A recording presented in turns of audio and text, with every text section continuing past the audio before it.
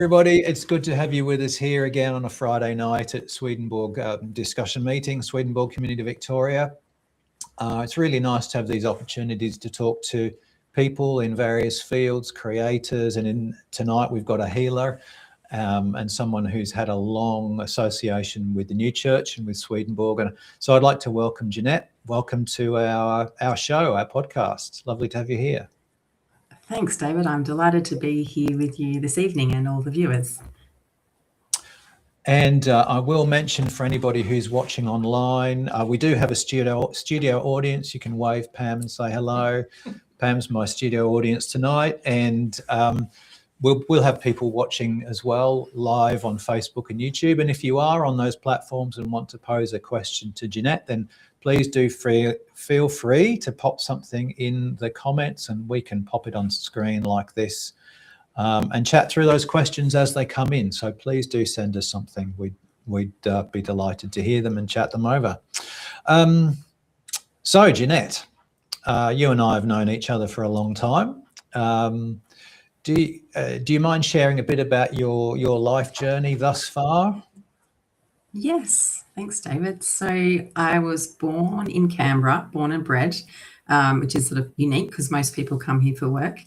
Born to wonderful parents who became members of the new church in my younger years. So had the pleasure of really growing up as a child of the new church and being based in Canberra.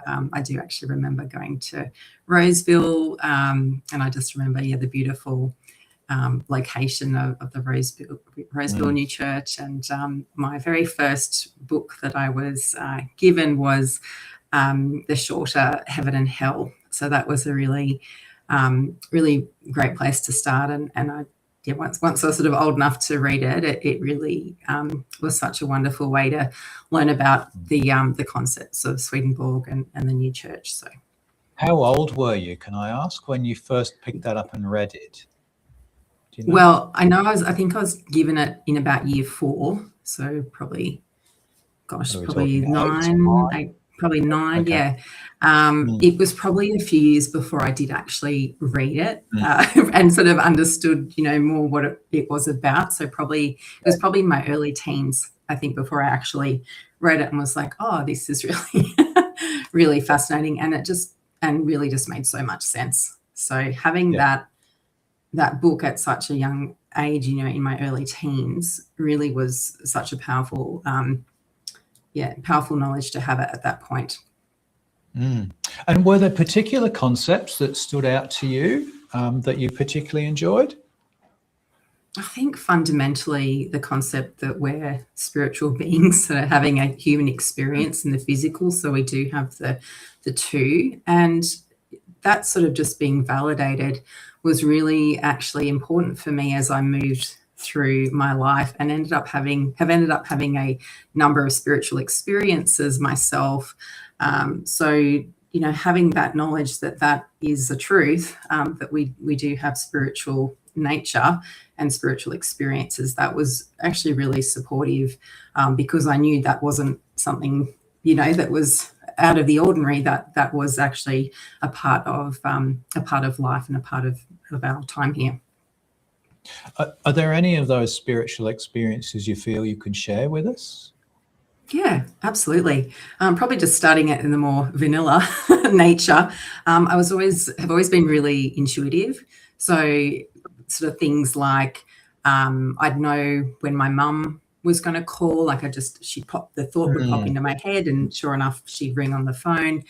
And things like just knowing is how I sort of call it. So I'll often say message someone about a thought that I've had, and they'll say, oh, I was just about to message you or call you. So it's that sort of like, sort of telepathy, or being, being close to someone spiritually, even physically, if you're far apart. So from a very young age, I had that concept of that was a truth of something that was real for me in my own experience. Yeah, so a real sort of an intuition about people, perhaps at a distance, that you felt a very strong connection with. Yeah. Yeah. And yes, okay. Yeah, I have have a couple more as well. So there's that sort of the intuition, and as well as the sort of feeling and sensing of spirits as well. So, I'd sort of walk into a house and would just have a sense of either peacefulness or discomfort. And actually sort of had the pleasure of growing up in quite a spiritually active house as a child as well. So being very sensitive already to spiritual things, I sort of really amplified and could sense, sense things beyond the physical is probably the best way to say it in terms of a feeling. Yeah, no, that's fine. How do you think your spirituality has developed,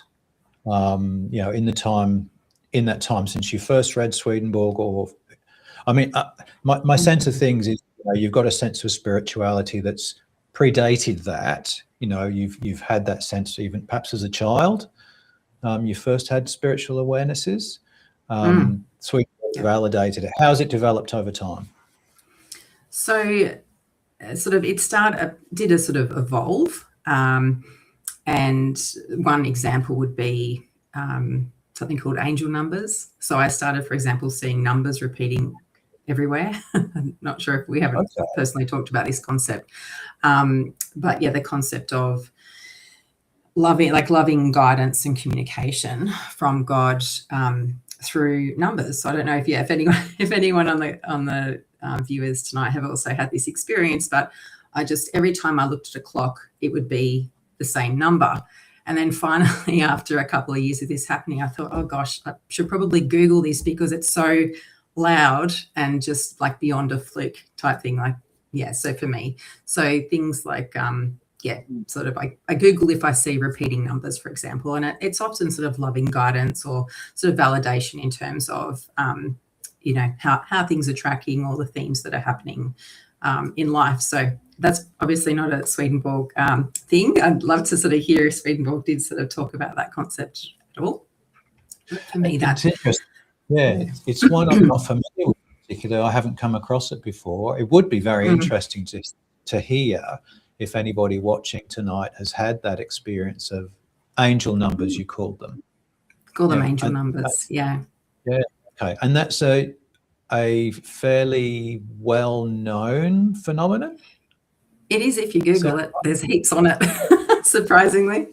It is a sort of fairly well-known thing from a sort of spiritual sense. It's lovely to sort of receive that positive, loving guidance, and I do put that down to God and the Lord. So I think with that intention, it is always positive and loving. So that's always how I do approach things. I started sort of seeing these numbers and then learned about angel numbers, and of course building on the concept of angels, from Swedenborg, I knew that angels exist, and so that concept of that divine guidance being available to me in my day-to-day life was really comforting and validated through my own personal experiences. That sort of then evolved to really listening to the Spirit Sisters podcast, which I actually found out about through one of the Swedenborg newsletters. And it was the story of a guest on this podcast who'd been through a near-death experience. And I was just fascinated. So I listened to all of those podcast episodes, and it was really about spiritual experiences that people had had, and interactions with Jesus and the Lord and all sorts of loving experiences that they had. So I've always been really fascinated in near-death experiences and, people's, out-of-body experiences and things like that. Now, is that the podcast that you've appeared on as a guest? No.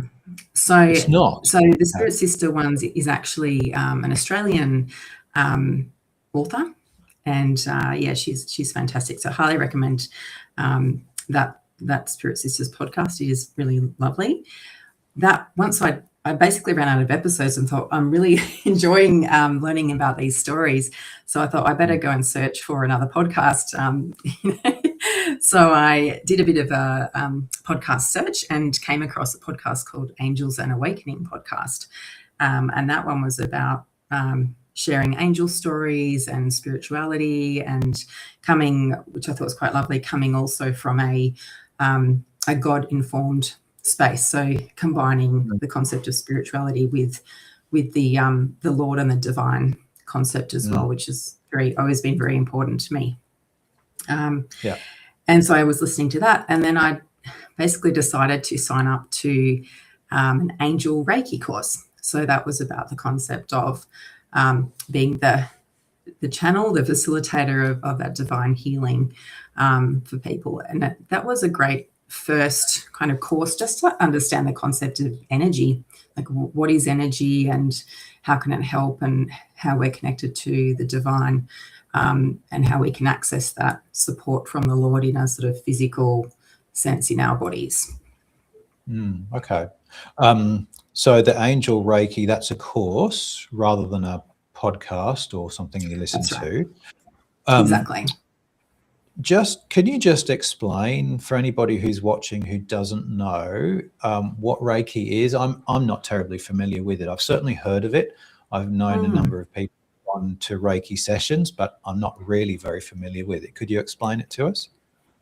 Absolutely. So Reiki is the concept of you as the Reiki practitioner, basically working with someone and through placement of your hands, essentially having the connection to the Lord, and the healing energy moves through you with that intention to help, and then through your hands to the other person who is receiving the healing. Obviously, it's not me, it's not my my doing. I'm just sort of the vessel and the facilitator for that healing. So a sample sort of session of how that might look is there's certain points along your body that correspond to different parts of your life. So for example, if someone's got a bit of a croaky throat, that might correspond to challenges in speaking a truth, because it's a sort of a blockage in your throat. So the Reiki is really about using that divine loving energy to clear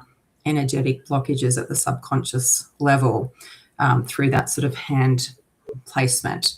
And it's sort of, you basically can visualize the Lord removing any of those blockages, and then in its place putting in that beautiful loving energy from the Lord.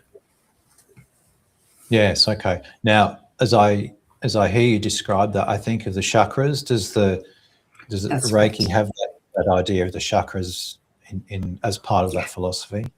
Yes. Okay. Exactly. So yeah, the course that I did, it was definitely based around each of the chakras and having that corresponding sense of things. Obviously, was talked about the throat chakra being about speaking a truth, the heart chakra obviously about love and relationships. There's your solar plexus, which is all about inner child and confidence. So each area, you're obviously having that intention to clear out any energy, any sort of stuck energy from that space. So it's a really nice full body experience. And how it actually works is that the client is sitting or lying down, so it's a really relaxing session. And the client, we sort of do an initial breathing exercise to get into a meditative state, and then to receive the healing. And so you leave the session in a really just feeling lighter and just having full of that sort of that loving energy. You can only naturally feel better as a result from it. So it's a really beautiful modality and was a great place for me to start. Yes. Okay. So how long did you spend as a Reiki practitioner? So that was the first certification that I got probably a couple of years ago now, and did quite an intensive period to get that certification, and probably leads in. While I was doing that certification, the Angels and Awakening podcast had a guest, Dr. Bradley Nelson, who's the author of the Emotion Code, Body Code, and founder of the Belief Code. So those ones, once I heard the episode with him talking about the work, which we'll probably get into more in a moment, that was, I felt really strongly drawn to gain my certifications in those modalities. So I sort of looked to the Angel Reiki as I can still do it for sure. My attention has, I guess, evolved and built to the next level of using the codes. So. Okay. So you really finished your Reiki course, and then you've moved on to train with Bradley Nelson and his, what was it, a course also, or how did you become certified? Yeah, so I sort of, once I heard the podcast, I went out and bought the book, The Emotion Code, and read the book. And the book actually was really instructive and told me all about how we can clear trapped emotions. And so I actually did the healing on myself without being a practitioner, and we're really excited to sort of share with everyone what we talk about this and what I mean when I'm talking about the emotion code. But basically everyone is able to release their own trapped emotions, which is pretty exciting, like your emotional baggage. It's on the weight on your shoulders. It's a great tool. So I essentially, after doing that for a while myself, I decided I wanted to become a certified practitioner to offer this service to others, because it was having such a profound impact on my own ability to be emotionally resilient and move forward in life with a more peaceful sense, and physically feeling better as a result of the healing work that I was doing on my own. Yes, okay.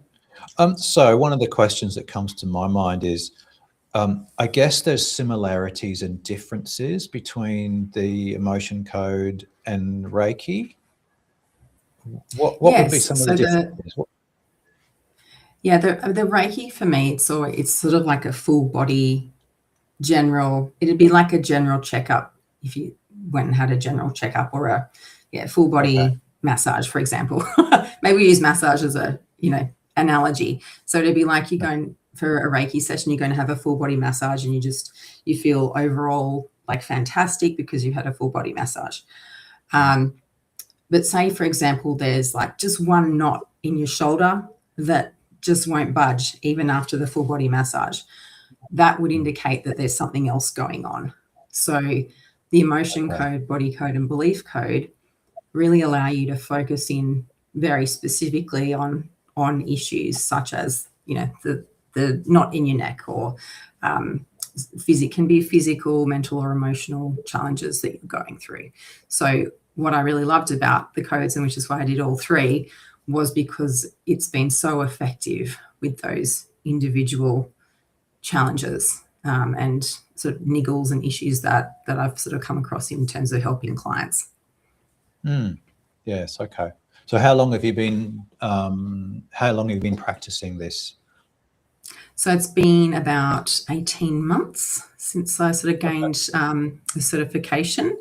Probably, where are we now? It was June last year when I got the belief code. So it was about 12 to 18 month period to do all of the courses and gain those certifications. Because they do build on each other, and very happy to bring up some slides and talk about each one when you're ready, David. Yeah, sure, we will do. And so your practice is called Three Tulips Healing. I'm interested in the reason for the name. Yes. Well, Three Tulips Healing, in terms of a name, is very significant to me. I've got 3 children, so that's sort of a nod to the 3, and certainly part of the journey. My life journey has been having 3 children. That's quite significant, and as I know you can understand. And the tulips is really a nod to the growth that happens through healing. So a tulip sort of blooms and grows. So it's that concept of, I guess we're all going on a journey. We're all have the opportunity to heal and bloom and live in that joy and that peace and connectedness to the Lord, to the divine on earth. Okay. And a particular reason for the tulip? I wonder about things like Floriade, or there's a tulip farm near Canberra too, I know. Anything like that, or? Yeah. particular. Well, it has been very, very convenient for taking photos of tulips for my website and social media. But yeah, exactly. There's lots of tulips around Canberra in spring, so it is a very local, prominent flower in terms of the Canberra connection. Yeah. And does the 3 also have the connection to, you mentioned the emotion code, the body code, and the belief code? Are those the 3 tulips too? Is that? Well, I set the name up before I'd actually done the 3. So I do like that connection, though. That's actually really clever. So retrospectively, yes, that works perfectly with the 3. Yeah, okay. Very nice. Well, I know you've got some slides to present us. I will mention before we go on to this, if anybody's watching, if you're watching live, you're very welcome to pop some questions in the chat for Jeanette. We can share them on screen and we can talk about them. Of course, if you're watching the recording, feel free to drop them in the chat as well, and I can pass them on to Jeanette, and I'm sure she'll be able to answer those retrospectively. And the other thing I will say, Jeanette, you've mentioned a couple of podcasts and resources. It would be great to be able to drop that in the description of the video once we've finished. So I'll get those details from Jeanette, and if you're interested in any of those resources, you'll be able to click on the description. So let's have a look at some of the things you've got to show us. Wonderful. Okay. So my screen hopefully has come up. There it is. Here we go. Lovely. Okay. So I do just, have some slides here. So yes, we've sort of talked about the certification. The other certification I've just recently graduated with is Human Design Practitioner, and we can talk about that in the presentation as well. But that was the next missing piece that in terms of this, what I'm really feeling is needed. Yeah. So I do actually come from a corporate background. Sorry, David. I'm going to stop you over something because in talking about your spiritual journey, we've missed out the more mundane part of your journey through life, which we've got down the bottom. You've got a Bachelor of Business Administration and Master of Business Administration, because I remember, when we were living in Canberra, you were busy doing all sorts of things with businesses and whatnot. So you've had a whole other life alongside I've had a whole spiritual healing as well. Yeah.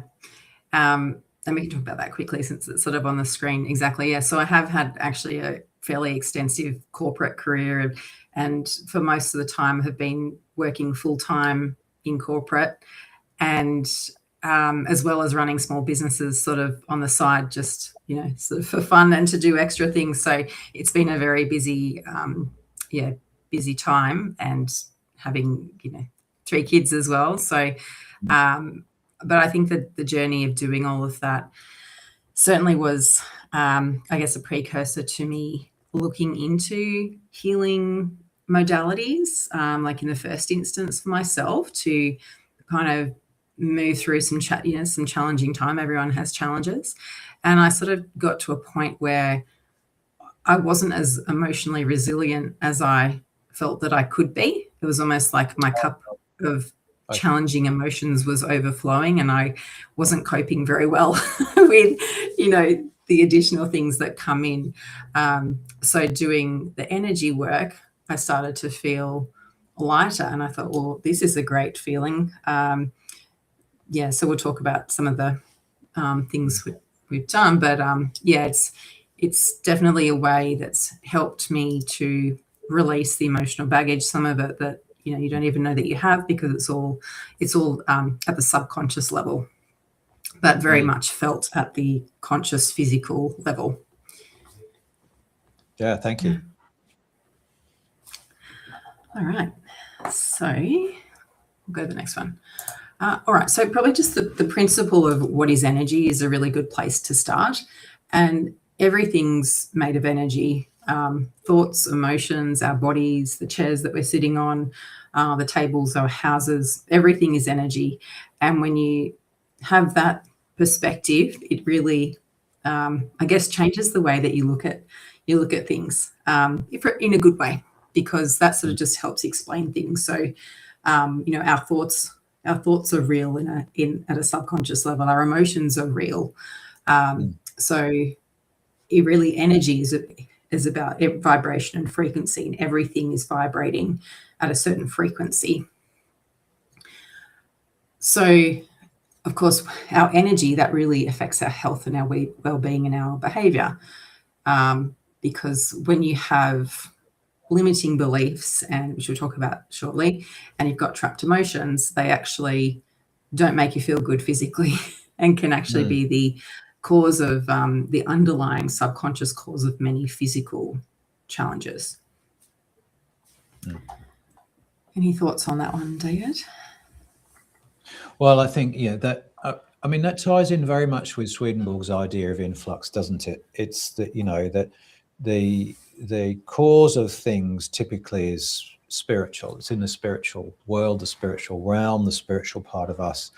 It has this largely unseen, unnoticed effect. We see the effects in the physical world, in our physical body. But yeah, the cause is often spiritual. It was, I will just mention to anybody who's watching, Pam and I had opportunity to have a session with Jeanette. Oh, it's going back a couple of months now, isn't it? And yeah, it's quite interesting to notice the way the process works, and some of the things that, I mean, my experience was very much that, so I had a particular symptom that I had noticed, and I didn't connect it with anything in particular, and just the work that Jeanette did in just that one session just changed that, the way I experienced that symptom, made it much better. It was, it was in this side of my body. It was just, and we were taught, you weren't even trying to fix it. That was the other thing. We were looking at another issue, and this came up, and I thought, oh yes, well, that's, I've had that pain there in that, well, not a pain, just an ache, and that's improved. So there, there's a spiritual cause. There's something that's creating the issue. I'm sensitive to it in another way, and I don't make the connection between the two. That was a really interesting thing to observe. It's in it, that principle of correspondence. Is sort of everything physical has a spiritual correspondence, and our bodies actually show that principle every day in terms of pain, because that's the only way that our bodies can communicate to say, hey, there's a corresponding subconscious issue here. Could be a trapped emotion or a misalignment of something. There's a whole range of things that can cause our physical symptoms. So you're right, David, it is fascinating that your body knew like what needed to be addressed to address that symptom. Yeah, we've got a question in the room, so let me go over to my studio audience. Hello. That's what I was thinking. When you were talking about angel numbers, I was thinking about how that correlates with numeric correspondences as well. Yes, absolutely. There's a correspondence to numbers in terms of what they mean. And the chakras, our physical aspects of our body, correspond to areas of our life. It just is everywhere in so many different concepts of that physical, spiritual. Yeah, you mentioned earlier the losing the voice, being unable to speak. I have a very direct experience of that on an occasion when, I'm not going to say exactly when it was because it gives away names of people, but there was an occasion where I was told I was not allowed to say what I wanted to say, what I needed to say, in my role as a minister. And when it came to the actual event, when I was supposed to do this, I actually lost my voice. I was unable to, I had to be there as a witness, but I was unable to carry out the ceremony because my voice just disappeared on that particular day. So that, a direct, reference to what you were talking about before. So that's very, very true. Very true. Yeah, absolutely. And I'm sure everyone could think of a correspondence to a saying that has a physical meaning. So what's a good one? Well, I see is the one I always remember. Oh, yes, stabbed in the back. Stabbed in the back. Like you're not actually, when I think of is I see, oh, I see. I see. We Yes. don't mean I see, we mean I understand. But we use the sight, the concept of sight, in terms of an understanding. And that's exactly the way Swedenborg speaks about sight. It is understanding. So understanding is on a spiritual level, sight is on a physical. I was going to say that, like, the biggest one is probably heartbreak. You hear all the time, that the person's suffering from heartbreak, and they're sort of saying that was about love, and they were affected by that challenge in a loving relationship space. And of course, they don't mean that heart is actually breaking, but it's that, again, everything has this correspondence. And so when you start thinking about all the different correspondences that we just use naturally in our day-to-day life, it actually resonates even more. Yes. So they'll come up all the time now. You'll be like, there's another one. Oh, indeed. Yes, if you pay attention to the way we speak, it's very meaningful indeed. Yeah, lovely. I just love talking about this. This is great. Okay, so energy healing. So this is about, you're asking about the Reiki, so this also applies to Reiki. Okay. This is about clearing imbalances in the energy field, or sort of our inner being. And it's about removing emotional blocks and supporting that natural healing, because ultimately our bodies do know how to heal themselves, but sometimes there's things in the way. It needs help to release before it can go through and do the healing. So that's very much sort of the concept of, that there's sometimes just little logs in the way that need to be cleared so that the river, i.e. the energy, can flow. Okay. So it's very much complementary to medical care. So this is very much does not replace it. I'll be really clear on that. All the work that we're doing is at the subconscious level. So it's really important that if you are having any medical concerns, you go and get medical help from qualified professionals. I always do think it's a good idea, though, to go and get the physical support. And then there's this other side of things, which is the energy healing side of it. So the best chance for your body to heal is get the physical support and see what's happening at a subconscious energy level. So a deeper level. So it's very non-invasive, gentle and impactful, because again, particularly this modality is done by communicating with the subconscious. And so there's so many energy healing types. Like if you Google what are some energy healing types, you'll get a very significant list. And I think that's the beauty of it, is it's about finding what resonates for you. Because I think it's such a personal thing. But I am a huge fan of these codes. So for me, these ones really resonated significantly. So we've got the emotion code, body code, and belief code. And are you going to talk about the differences between those three? Yeah. Sure am. Should we do that? Cool. I'll leave that there then. Yeah, it's a great lead-in. Okay, so we've got the emotion code. This is level 1. It's about releasing your trapped emotions, that concept of emotional baggage that you're carrying around with you, often unknowingly, sometimes more knowingly. And essentially we'll talk about later how we can actually release them. It's a bit of a special recipe of intention, love, and gratitude. So emotions can become lodged in our body, and in life, we all have challenging situations, and you'll have an emotion. If the body, for some reason, isn't able to fully process that emotion, it can actually get stuck in your body, in your energy field, at the subconscious level. And if you think about the trapped emotion being sort of the size of your fist, a vibrating ball of energy, it's naturally, if it gets stuck, David, you were saying that sort of pain there.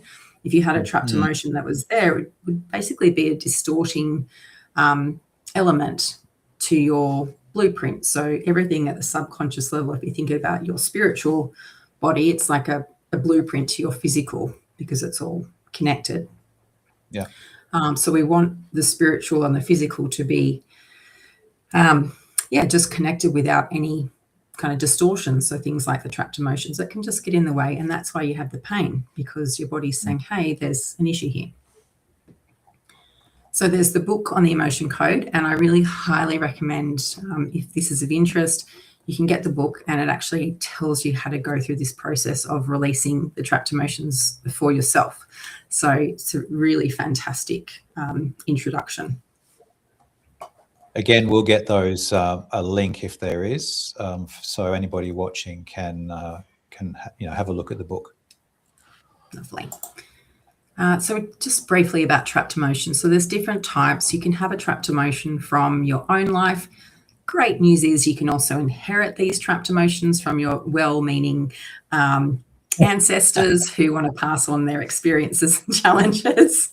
And it's all subconscious. But it's great to be able to do that work as well and clear that sort of ancestral connection. There's a couple more there as well, but the concept is they're really sometimes the root cause of the physical issues, as we talk about. And if you think about pain as like a check engine light, this is why we experience pain is probably starting as a niggle, and then things might get worse. It's because your body just gets louder and louder to say, hey, help. That's its way of saying help at a subconscious level. Okay, body code.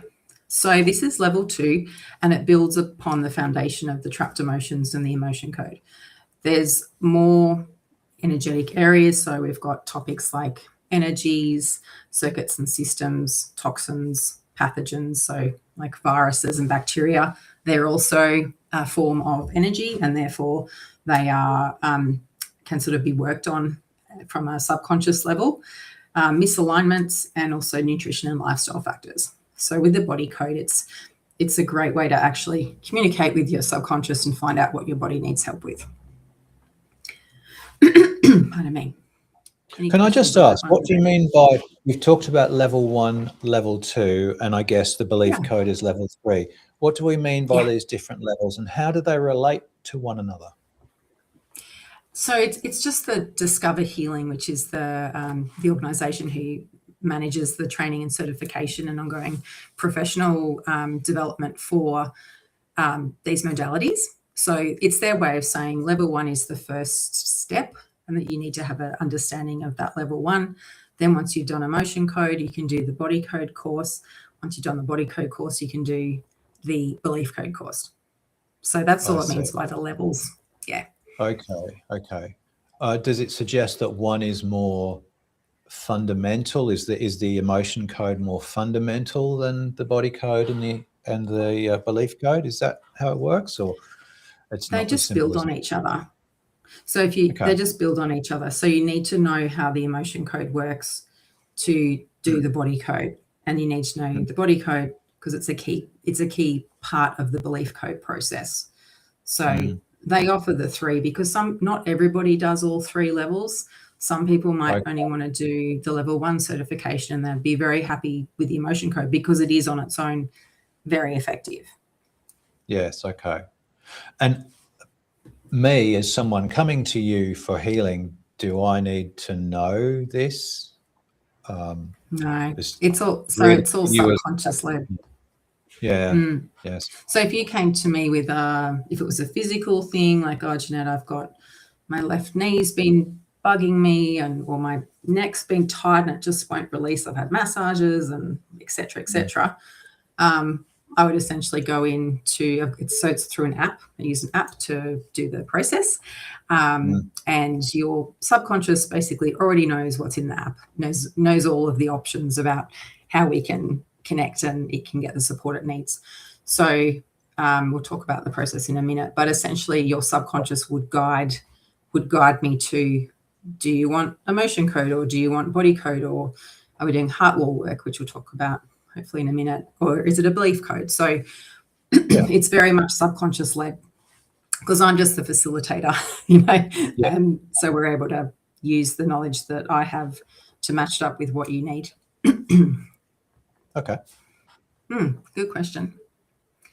So the third one, the level 3, is about belief code. So this is about finding and identifying limiting belief systems, which really have a profound impact on your life experience, really, because the subconscious is really like a massive database, and it has lots of things in it. So, for example, these beliefs, it builds belief systems based on your experience, particularly from when you're born up till 7 years.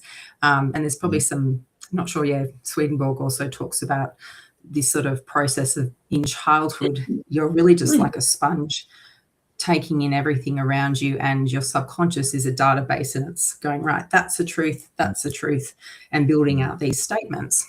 So obviously, kind of maybe unfortunately, but it is just life really.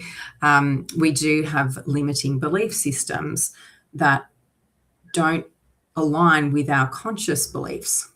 So you've sort of got this deep subconscious programming at a belief level, which is almost has the risk of kind of undermining, your experience based on those beliefs. So this is a really wonderful modality because you're able to find and release those limiting belief statements, and actually your subconscious has the option to put in a positive belief statement in its place. Yes. Okay.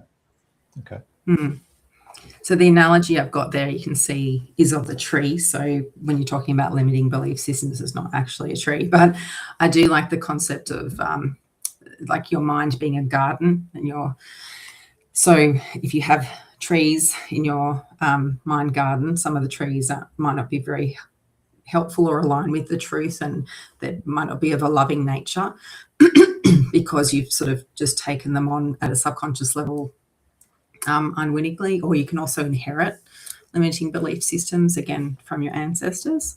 So this is such a powerful process to clear out the limiting beliefs and have that more aligned, loving, actual truth statements in your subconscious. Yes. Yeah. No, I understand. Okay. Okay. Let's keep moving. So we've been talking about the subconscious mind, but just to sort of bring it together.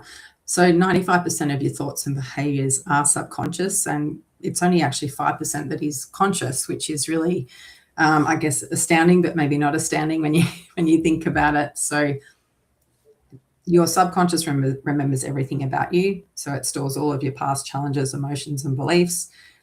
It's really controlling your habits, your responses, behaviors, and your physical symptoms. As I talked about it, it's really, the best way to think about it is like it's a massive supercomputer database. It's your operating system. And so, as I said, sometimes you have those limiting beliefs that don't align to your conscious thoughts. Okay. So in terms of subconscious communication, the best way, or how we communicate with your subconscious, is through something called muscle testing, also known as applied kinesiology. So some people might be familiar with sort of the lifting up your arm and pushing down, and if your arm stays up, it's a yes, and if your arm goes down, it's a no. So that's the sort of the principle of muscle testing. There's many different ways to muscle test, but the crux of it is that you're able to get yes, no answers, or truth, false answers from your own body, from your subconscious. So it really at first is quite a interesting concept that it's not a conscious thing, that your subconscious actually can give that response. And I think this is probably it's when we start getting into this sort of area, this is where the kind of the rational mind can kick in and say, oh, hang on, what's going on here? This sounds all a bit crazy. But you've kind of got to experience it to see that it works. It's and I know kinesiology, the muscle testing. I know that's something you do. I've had others, do that on me too. And it's something. All I could say is you've got to try it out and see what happens. It's as you say, we don't think of that 95% of that subconscious that's there informing us until we encounter things like dreams, and that sort of thing. So it's an interesting area. Yeah. Absolutely. What have I got next? So body communication. So we just talked about that So the type of muscle testing I use is actually called the ring in ring. So if I say my name's Jeanette, I get a strong connection. If I say my name's David, that's a no, because it's testing that's false, whereas that's true. So that's strong. So that's how we actually can do the healing. Yeah. Yeah. Just briefly, we have been mainly talking about energy healing. I will just sort of talk about this briefly, but leave it here. Human design is a really key piece of the healing puzzle, because essentially it offers everybody a clear map of how your body, your energy works in the world, sort of like who you are before society put labels on you and told you to fit in the system and operate a certain way, and here's how you should make decisions, and here's how you should go out there and be a go-getter and go and immediately do every thought that you've had, which basically human design offers a tailored, unique, personalized map of you. And so knowing who you are within is incredibly helpful, because then you can start making aligned decisions to yourself, not making decisions how other people say that you should make decisions or go and take action in the same way. People have their own unique design, as I'm sure we all know that we're all unique, but this actually does validate it. So is this kind of sorting out the nature and nurture stuff? Is that what you're talking about? Yeah. So it really goes back to the heart of who you are, so the nature.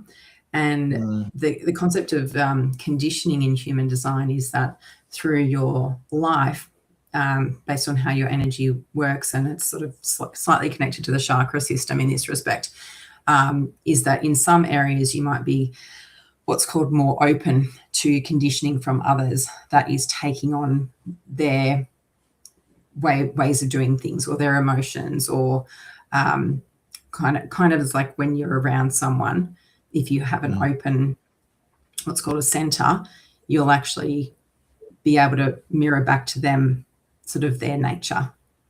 And so it's natural that over time you perhaps might move away from listening to your own body, because you've been sort of programmed of this is how you will do things in the world based on your particularly childhood programming. So this is about how do you get back to you before you were told to do things in a potentially misaligned way. And are some people more susceptible to that than others, would you say? Or is it something, I guess it's something we all experience, but some people pull further down that track? Or yeah, there would be, again, it depends on the design. So for people who've got what's called a very open design, there's lots of centers that relate to different aspects of your life. They will naturally, like I said, it's like a mirror back to the other person. So it's almost like they'll have to move away from the other person to kind of feel themselves again. So for example, if you've got what's called an emotional solar plexus, that's sort of the center of your emotions. So that's, if it's called open, people who immediately, say someone comes home from work really cranky, if you have an open center there, you would feel that anger and amplify it probably back to them, because you literally feel it in your body about their anger. Or likewise, the positive thing, if they come home really happy, you'll take their happiness and amplify it. And it's only when you actually, that person moves away from the other person who's having the intense emotion, and they'll go, oh, okay, yeah, that I'm now not angry because I've moved away from that person. So it's actually really fascinating to look at the energetic dynamics of that sort of openness and how open you are to being conditioned by others. Yeah, I just quick shout out to Aussie J, who's just gone on. So I wanted to say a quick hello. Thanks so for lovely joining. to have you with us. And do feel free to drop some comments or questions in the chat if you'd like. I just want to go back to this idea again. What you're describing about this being open, I imagine it's not necessarily a bad thing. It could be very useful. Is it about managing it? Is that what we're looking at trying to Awareness. do? Yeah. Okay. Yeah, it's about awareness. And so there's, in the human design, there's no good or bad. It just is. It's Yeah. not about having labels. It's actually gives a language to explain things that you likely know about yourself anyway. So it's once you can get a chart, and I've got the link up there and happy to provide the link as well. Once you find your human design chart, it's like reconnecting and just having that explanation of, oh, that explains so much about my life. Because it talks about life. It can give you insight on life themes and challenges, how you best make decisions. So, for example, what's called decision-making authority is called an emotional wave. And that guidance for me is don't make decisions when I'm feeling really excited, and don't make decisions when I'm feeling, I'm on the low of my emotions, so frustration and anger or sadness. I've got to wait a couple of days. And by then the emotions will have subsided and I can make a decision when I'm feeling peaceful and having that clarity. So Okay. the other type is, everyone will have heard this, what does your gut say? Well, I actually don't have a gut. that form of decision making doesn't apply to me. So all those years people saying, what does your gut say? And I'm going like, I don't know, maybe this. It's probably more my intuition than actual gut. So the concept of decision making alone is really very helpful, because if you have what's called a sacral gut decision making authority, that's all you need. If you're taking over decisions with your mind, that's where you're going to find that probably you're making misaligned decisions that maybe in the future you think, oh yeah, I knew in my gut what the right thing to do was for me, but I didn't listen to my gut. So it's all about knowing how your body communicates for alignment, and then experimenting with your design to see if it actually helps, and if you feel more alignment and joy and peace by understanding your design and then implementing it. Yes. Okay. Now we've got questions come through from Aussie J. Just wanted to ask, how would this go with having mercy? Is mercy a gift? I feel I'm extra sensitive to others. Sorry if you've already touched on this. No, I don't think you have. So No. mercy, what do you? In terms of mercy, well, I'm actually really interested in terms of the extra sensitive to others. So that to me sounds like you're quite open to feeling what's going on with other people. So that's a really good example of that.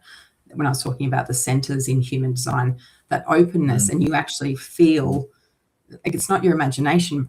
It's not imagination, and that is actually how your energy works. So yeah, that sort of connection that you feel that you have with people, you genuinely in your body are feeling what they are feeling. Yeah. And Do you in have a any sense, thoughts on the mercy element? Yeah, I imagine the opposite could be a problem. I mean, to be totally unsensitive to other people could be just as difficult. Would you say? Yeah. And it makes you immune in a sense to what's going on in the room, but then you're not aware of what's going on in the room to the same extent. To the same extent. Yeah. It's just sort of different energetics. But that's not to say that if you have what's called a closed center, that you won't be empathetic or sensitive or have mercy to others. That just means in yourself you have a consistent way of doing things. So, for example, in your mind, if you have an open center, there's something called the head center. If that's open, that means you're more likely to take on ideas and inspiration in your mind from other people. And you might think like, oh, I had this idea, but actually you've kind of picked it up from someone else. Whereas if someone with a closed head center, they have sort of a consistent way of having their own ideas and inspiration. So it's just a different type of energy. But yeah, but if you particularly, like if that really resonates, like, oh, I feel everything when someone walks into a room, absolutely your human design would probably validate that that thing that you know about yourself already. And it's just really comforting to be like, that's me. It's me on a page. Yes, yeah. Another one from Aussie J is just very open. Is it discernment? What do you mean by discernment, do you think? Do you have any thoughts, David? Well, I guess discernment to me suggests something that's perhaps conscious, mental recognition of what's going on. It's kind of like an intellectual thing, perhaps, or you've talked about an intuition. I wonder whether that's what's intended there. Yeah, so there's definitely there's the two. So there's the head center, which is about ideas and inspiration, and then there's something called the ajna center, which is about the mind. So your thoughts and your thinking and processes. So again, it would be interesting to sort of have a look at the design and give some further insight as to what that sort of means for you. Yeah, and exactly. So more aware. Yeah, it's being more aware of others and that openness.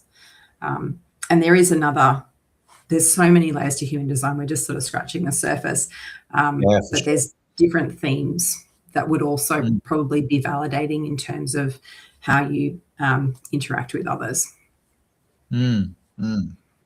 Okay. But yeah, I'd encourage, this is the key part of that conscious awareness. So we're talking about the subconscious. So I'm seeing that having the human design conscious awareness of you alongside the energy healing codes is just a really beautiful combination in terms of moving forward in alignment in that joy, peace, bliss, love. Enjoying life and having that connection to the divine. Yeah, so you're using these in a very integrated way together, aren't you? That's correct. Yeah, lovely. I am aware that we're approaching our hour, so I just want to time flies, doesn't it, when you're having fun? Is there anything you particularly want to share with us before we finish off tonight? I'd love to just do a quick sort of comparison with Swedenborg's concepts. Do we have time for this one? Yeah, we can have a chat on that.